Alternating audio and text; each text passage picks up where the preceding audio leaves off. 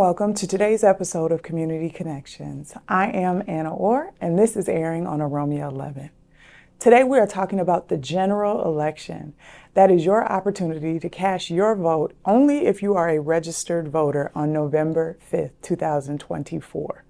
Now, as many of you know, we have two people on the ballot that you really should get to know a little bit more about. Today's guest is an author and a civic leader right here in the Twin Cities. This is going to be a wonderful episode you won't want to miss.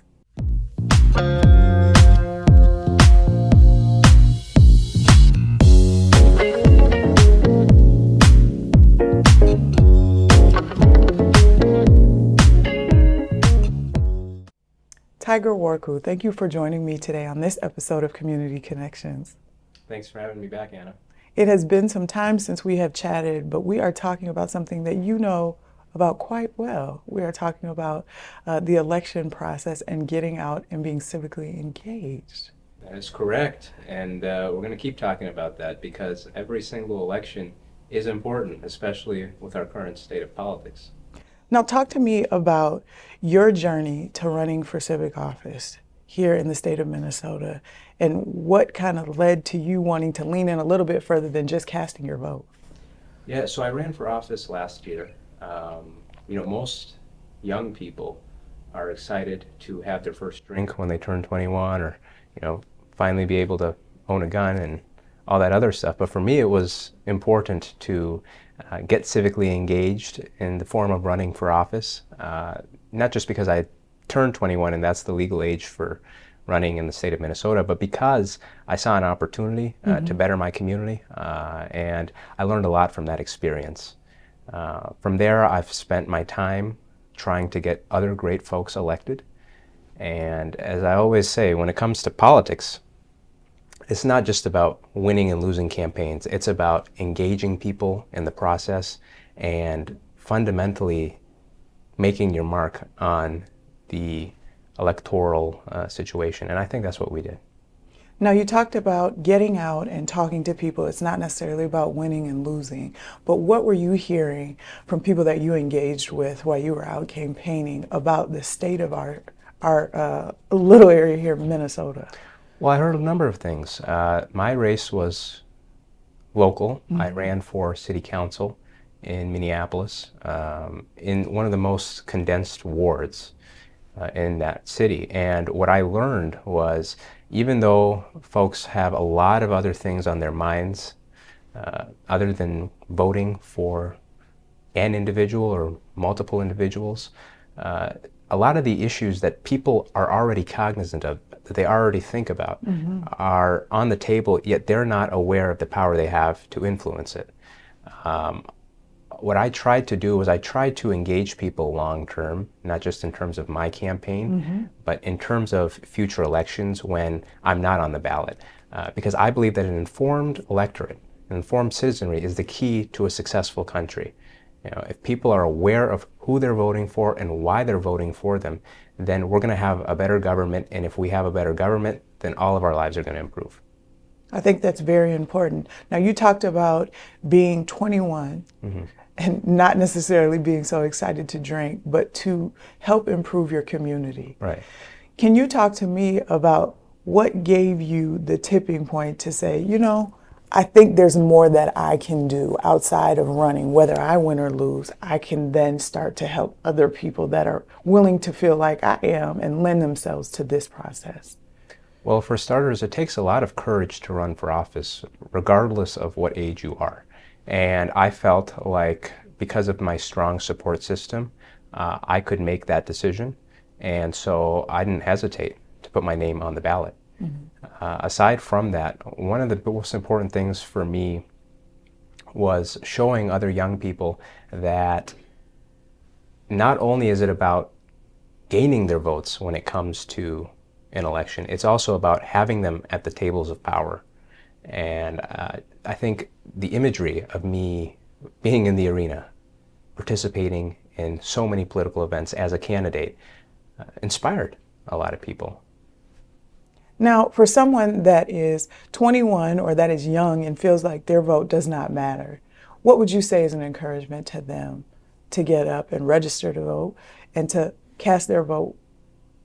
Well, that sentiment of cynicism isn't just present in 21 years olds. It's also present in a whole bunch of other people, regardless of age. There isn't really a way you can directly let folks know that, yes, you do have an impact, because a lot of people have already made up their minds. Right. The only thing I can do is point to what has happened in previous elections where there was record turnout. You tend to have a different kind of elected official in that position, and they do great things for their community. And so by pointing to those case studies, I think people begin to kind of lower their walls. But also, if you do not participate, then you don't get to complain. Some of the times, people who say that they are not interested in participating in the political process because, for example, their vote doesn't matter, have some of the biggest complaints, well-positioned complaints, by the way. But if they don't get into the arena and make their voices heard, then unfortunately, you're damned if you do, damned if you don't. And so I say you might as well get involved. It may suck, but if more people get involved, then I promise it will not suck as much. Now, here in the Minnesota, primary election just took place on the 13th of August. A total of about 543,982 Minnesotans voted. It's about 12.7% of the eligible voting population. That's a little bit of a drop from the last 3 years. What say you about hearing those type of numbers when you know that we have such buy-in to this situation, now seeing that our elected governor, Tim Walz, is on the ballot to run with Vice President Kamala Harris? Yeah, well, primaries are known for having a lower voter turnout. Also, there was what we expected to be an incumbent president on the ballot, and that usually hinders the number of people who are interested, mainly because people would assume that the incumbent in the Democratic Party, which was Joe Biden, would remain on the ticket and he would have an easy victory, although we saw some energy when it came to an uncommitted vote, not only in this state but in other states. And I think that that also should be looked at. And also on the Republican side, you had Donald Trump, who was pretty much, it was his race to lose, and he ended up securing that nomination rather quickly. I think that voters are disillusioned right now, and perhaps the change at the top of the ticket from one side of the party will get more people engaged, get more people interested, and we'll see a shift in that come November. What do you feel is the root to people being disillusioned at this point of the race? Well, people want to see something different, and they want to hear something different. We hear this all the time when it comes to how we can get people engaged. However, we have never really put action behind that. This election is different. For the first time since, I believe, 1964, don't quote me on that, did a incumbent president say, listen, I am not going to seek my party's nomination, and it's time to give it off to someone new. That was Lyndon B. Johnson. Now we've got Joe Biden, who made that selfless decision. He gave it to Kamala Harris, and now it's Kamala Harris's race to, I think, really inspire people and, make history. Now, the DNC just wrapped this past weekend, and it was an electrifying display of, I think, excellent speeches being put together, but also camaraderie amongst the party. Right. What did you find to be one of those things that just made the hair on your neck stand up a little bit more during this time? Yeah, so I watched bits and pieces from both conventions. I saw some of what the Republicans had to say, and then I saw some of what the Democrats had to say. I will say what stood out to me about the Democratic National Convention was the demographics of not only the delegates but also the speakers. The Democratic Party looks like America. It embraces diversity, and I think that's the key to winning in November. Dan Rather said that it was one of the most electrifying Democratic National Conventions he's seen since attending since the early 60s. I think that's a very important note to make for people that may be new to politics or that say, I don't really see a difference from the Republican National Convention to the DNC. I think former President Barack Obama and Michelle Obama gave some really powerful speeches. Wes Moore gave some really good speeches that kind of, I think, led the path for Vice President Kamala Harris to set up her talking points about what we can expect as we go further into this. We know prior to now, she wasn't really providing interviews where she was talking about what her platform was to be. Mm-hmm. What did you feel like once you started to hear her share some of that during this past week? Well, there's no doubt that the Democratic National Convention was a production, and also the Republicans had some of that as well. I think one thing that we're seeing is a number of celebrities getting involved on both sides of the aisle, trying to rev up their bases around, the electoral process is interesting. We'll see how it plays out. But on Kamala Harris's speech specifically, please. Aside from just the historical bearing of her standing up on that stage and accepting the nomination, I think she really tried her best to reach out to all factions of the Democratic Party, and this is going to make her a strong candidate going into November, alongside the wonderful Tim Walz. It sucks to see him go. He's a wonderful governor, but I think that their cynicism, which was on full display at the Democratic National Convention in the White House, is going to lead our country in the right direction. Now, you spoke a little bit about Tim Walz. Can we talk a little bit about the what if they win Vice President Kamala Harris and Governor Tim Walz, and he becomes the Vice President of our great nation? This will be a changing of the guard for so many here in the state of Minnesota. Lieutenant Governor Peggy Flanagan will move up to governor. Bobby Joe Champion, who is Senate President, will then become Lieutenant Governor, and we will have our first Indigenous person as governor of this great state, but also our first African American man running as governor, being elected as governor, and then we'll have a special election for his seat. What do you feel like Minnesotans are going to have the opportunity to do when that special election actually comes? Well, I think Minnesotans are going to have the opportunity to do what the entire country has an opportunity to do first, which is electing the first woman president. This election is about more than just policy. I want to see a woman be elected president of the United States. I think that time is long overdue. Kamala Harris, as did Hillary Clinton at the time, has all the right attributes, and she is ready for the job. One comparison that they made at the DNC was, are we going to go down the route of electing a prosecutor as president or a convicted criminal? And so I thought that the dichotomy couldn't be made any clearer between those two.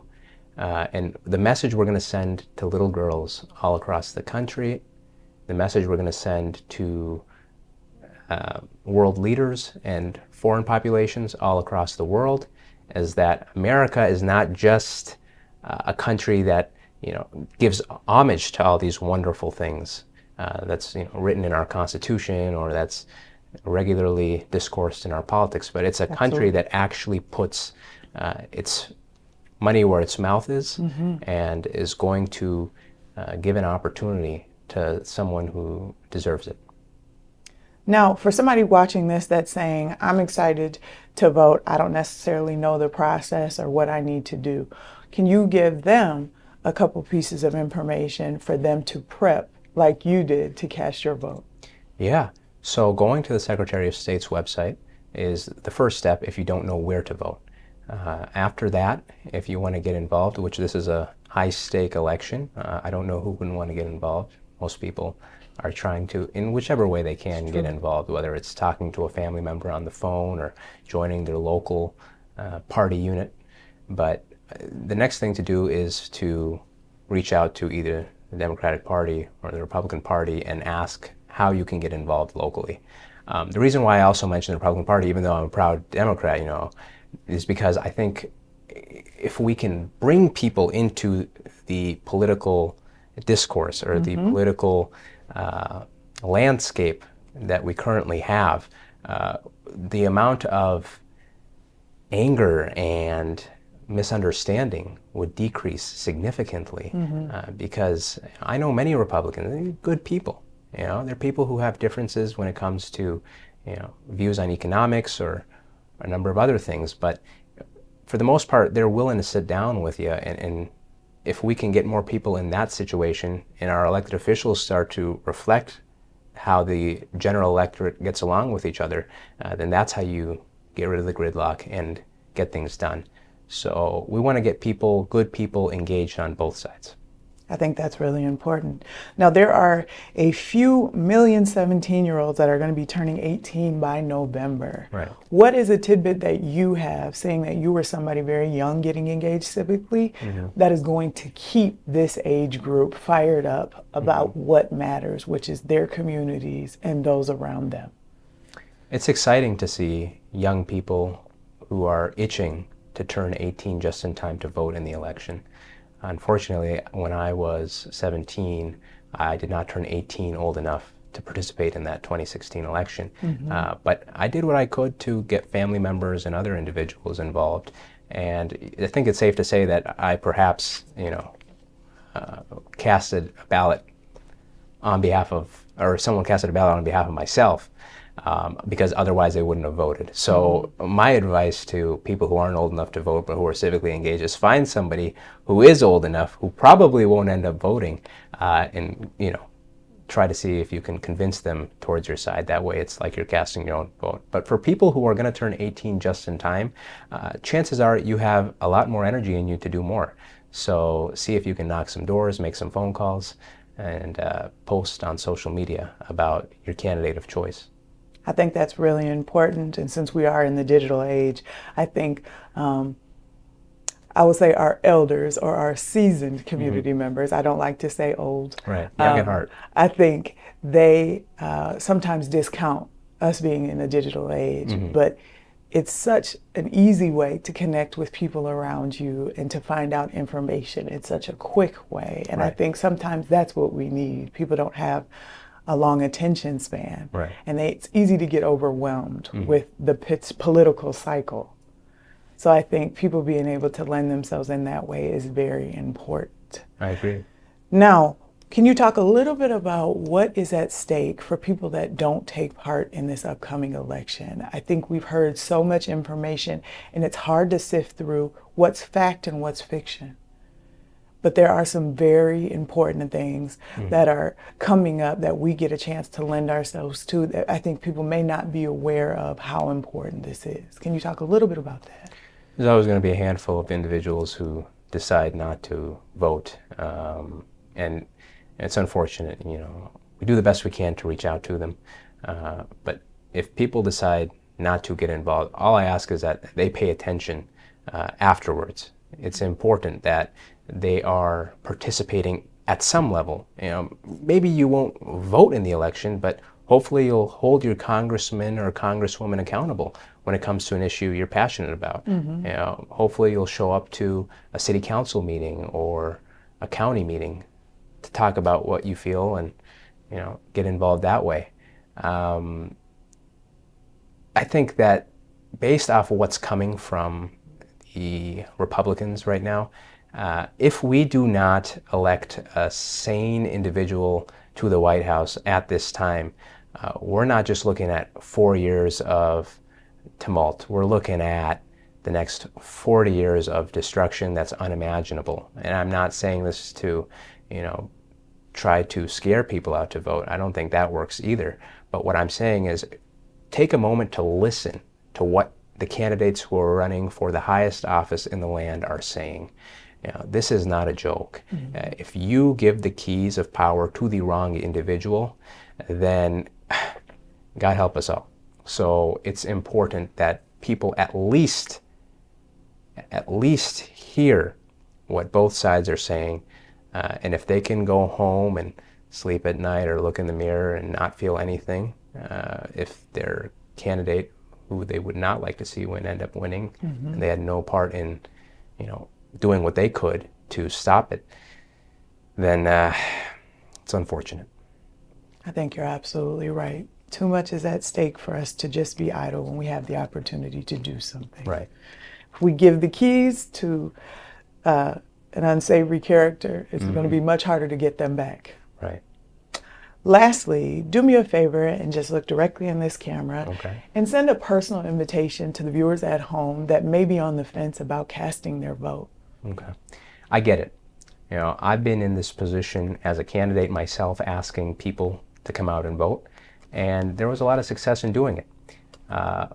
We're still relatively early on in this campaign, and there's going to be a lot of things that change, and there's going to be things that happen down the road that garner your attention. My message to you is to stay optimistic and to stay informed. I think that's the combination to deciding whether or not you'll end up voting in this election. Truth is, there's nothing that I can say or any other elected official can say to get you to actually show up in November and cast your ballot. But I know deep down in every single person there's that voice. And that voice of reason is saying, listen, we live in a democracy. We're fortunate enough to live in that kind of system of government. There are people all across the world who would kill for the opportunity to vote, and I do not think we should take it for granted. So I urge my fellow citizens, please get out there, cast your ballot, make your voice heard, and join me in November as we watch the election results come in. Thank you so much for joining me today on this episode of Community Connections, Tiger. It has truly been a wonderful time to not only hear your thoughts on things, but also lend yourself to help shape the future voters that are coming in, because we know that's what's going to fuel our offices as we move forward. All the best to you, and thank you again. It's always great to be on, Anna, and I look forward to being back soon. All right. Thank you. Unfortunately, that is all the time that we have for this episode of Community Connections. A very special thank you to today's guest, Tiger Worku. And please make sure that you check out all of the websites that he listed, the Secretary of State website, as well as all the information given to you in the links below and in your local area, so that you are able to lend yourself to the general election coming up once again, November 5th, 2024. We have Donald Trump on the ballot and J.D. Vance, as well as Vice President Kamala Harris and Governor Tim Walz. It is better if you find out more sooner than later. So make sure that you stay informed and up to date. As always, I am your host, Anna Orr, and I look forward to connecting again with you soon.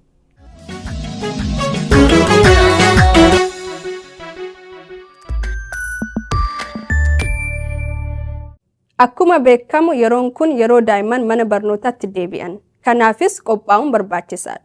Qophaa'insa keessan keessaa kan hafuu hin qabnee fi inni guddaan ijoolleen keessan talaallii yeroo isaa eeggate fudhachuu isaanii mirkaneeffachuudha. Talaallii yeroo eeggate fudhachuun barnoota irraa akka hin hafne, ispoortii fi wantoota yeroo barnoota booddee ijoolleen keessan irratti hirmaatan irraa akka hin hafne, hojii guyyaa gara guyyaatti hojjettan irraas akka hin hafne, walga'ii maatii fi jireenya hawaasummaa irraa akka hin hafne isin gargaara.